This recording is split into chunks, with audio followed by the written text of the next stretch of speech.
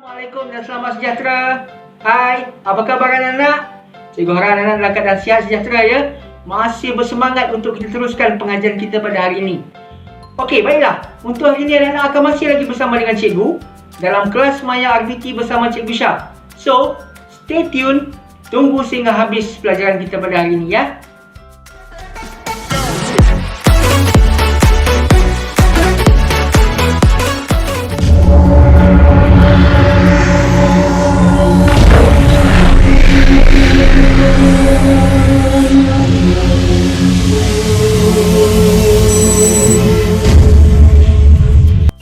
Baiklah anak-anak sekalian.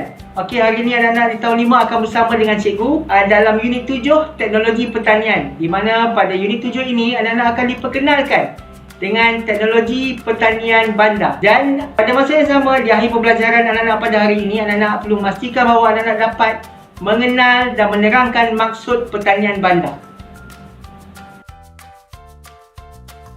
Okey, baiklah anak-anak. Sekarang kita lihat apakah yang dimaksudkan dengan pertanian bandar. Okey, untuk pengetahuan anak-anak, pertanian bandar adalah merupakan aktiviti bercucuk tanam bagi menghasilkan tanaman makanan sama ada seperti sayur-sayuran ataupun buah-buahan di sekitar rumah yang mempunyai ruang yang terhad. Okey, baiklah anak-anak. Sekarang cikgu akan tunjukkan beberapa contoh rumah kediaman yang dapat dijadikan sebagai pertanian bandar. Yang pertamanya ialah rumah kondominium ataupun rumah apartmen. Selalunya dan kebiasaannya rumah kondominium atau rumah apartmen mempunyai beranda ataupun balkoni. Jadi kebiasaannya penanaman pertanian bandar boleh dilakukan di kawasan tersebut. Okey, baiklah, yang kedua ni adalah rumah pangsa. Okey, ataupun kita panggil sebagai rumah flat ataupun kita panggil juga sebagai rumah kos rendah. Jadi kebiasaannya rumah pangsa tidak mempunyai balkoni. Jadi dan kebiasaannya penanaman pertanian bandar ini dilakukan di ruang luar rumah, di hadapan rumah, di koridor. Dan yang ketiganya adalah rumah teres. Rumah teres adalah lebih besar kawasannya. Okey, tidak terhad kepada kawasan seperti di rumah pangsa ataupun rumah kondominium. Kerana rumah teres mungkin mempunyai ruang yang lebih besar di kawasan luar. Maksudnya masih di dalam pagar tapi di luarnya. Okey, jadi banyak penanaman dapat dihasilkan di sana. Dan seterusnya rumah lot. Okey, rumah kawasan lot. Okey, rumah kawasan lot pula merupakan rumah yang mempunyai kawasan yang lebih besar berbanding kepada rumah teres. Jadi kawasan yang lebih besar ini dapat digunakan untuk menghasilkan pertanian bandar dengan lebih luas. Jadi anak-anak, berdasarkan 4 contoh kediaman yang cikgu kongsikan dengan anak-anak tadi, pastinya pertanian bandar ini dapat kita lakukan berdasarkan beberapa ciri. Okey, yang pertamanya kita perlu lihat kepada keluasan ruang yang ada pada setiap rumah tersebut. Jika rumah itu mempunyai ruang yang besar, mungkin kita boleh melakukan pertanian bandar yang lebih besar. Yang keduanya, kita perlu melihat kepada jenis tanaman yang akan kita tanam. Adakah ia bersesuaian dengan kawasan yang kita ada itu? Dan yang ketiganya, jenis tanaman yang akan kita gunakan. Kemahiran tanaman yang bagaimana yang akan kita gunakan untuk menanam melalui pertanian bandar ini. Faktor-faktor itu semua perlu diambil sebelum kita melakukan pertanian bandar ini.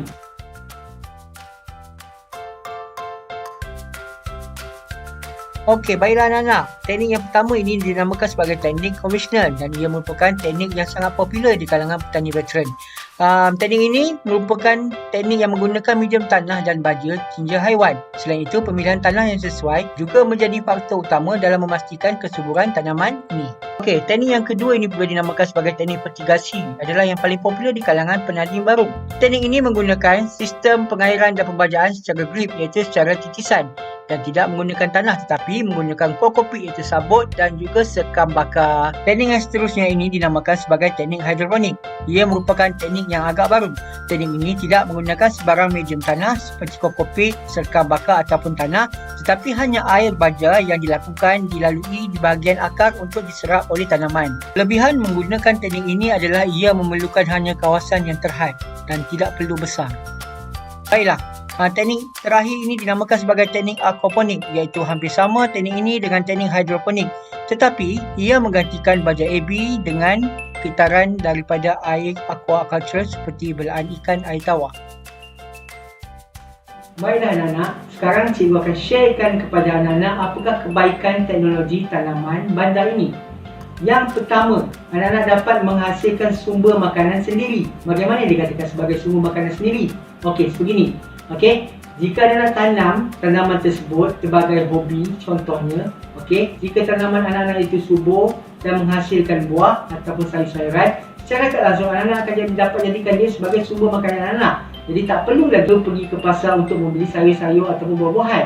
Right? Okey, yang keduanya, dapat menjana pendapatan sampingan. Jikalah tumbuhan ataupun sayur-sayuran anak-anak yang anak-anak tanam tersebut berhasil berbuah dengan kuantiti yang banyak, secara tak langsung anak-anak dapat menjual tanaman hasil tanaman tersebut dan secara tak langsung anak-anak akan dapat menjana pendapatan sampingan. Okey, yang ketiga pula dapat memelihara alam sekitar. Okey, bagaimana dikatakan dapat memelihara alam sekitar?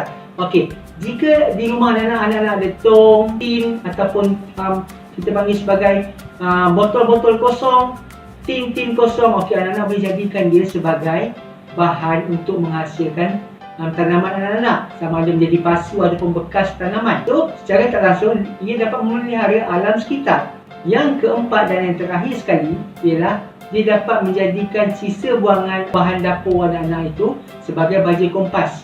Okey, sebagai contoh cikgu boleh beri pada anak-anak ialah buah-buahan yang anak-anak makan. Contoh dia, hasil buah-buahan yang anak-anak tanam tu anak-anak makan.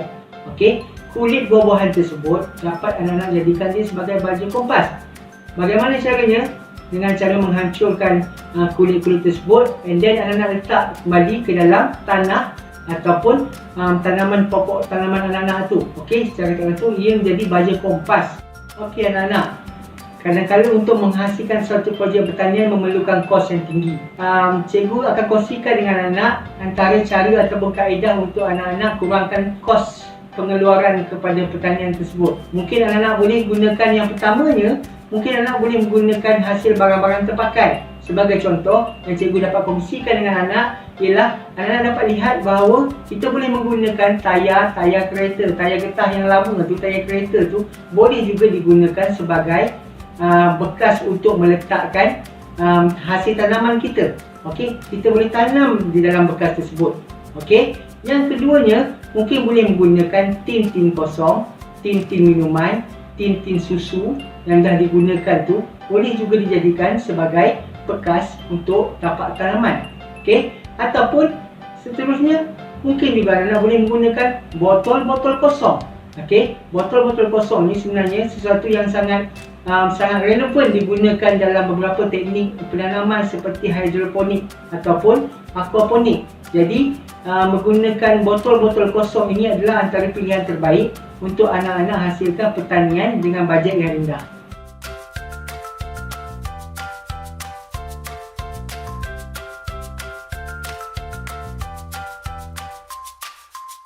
Okey anak-anak, bagaimana sekarang? Dah semakin faham dengan apa yang kita belajar hari ini? Okeylah.